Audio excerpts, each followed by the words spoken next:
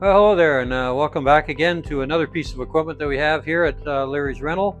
This is an aluminum brake, 10-foot aluminum brake, and as it's mentioned, it's used for bending metal, usually trim around windows or doors, different type of configurations when you're doing a trim out on a house or anywhere actually, around industrial buildings or everything. But any of that aluminum trim that you see, this is usually what it's bent with. And once you've set it up like this, this particular one doesn't have legs or anything, so you've got to have some sawhorses or something to put the aluminum brake on. The handles are always an item that seems to be forgotten. These handles that you carry this aluminum brake with in the end come out. And I'll take the one out of the end here.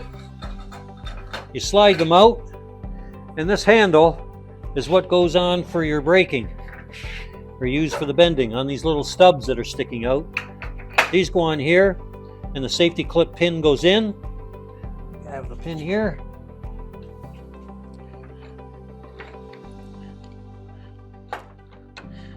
So that pin will go in, and with two of them in here, that's how you're going to lift this up and do your bending.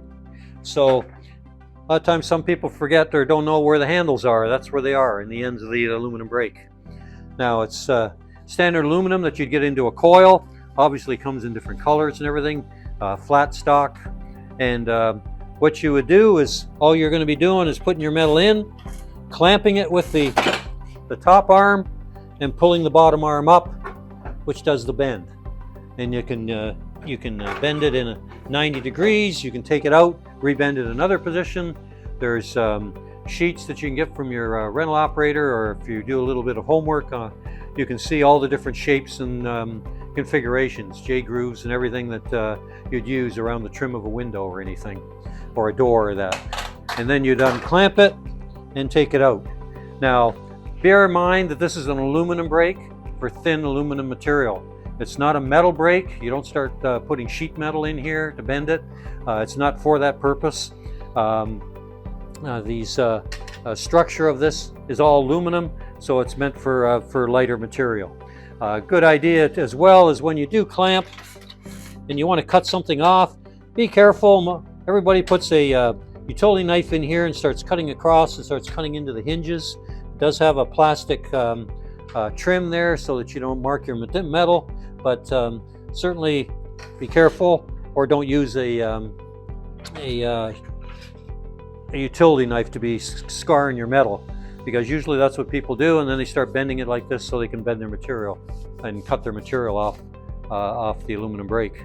So a few things to watch out for are that the utility knife cutting, and you'll know where your handles are.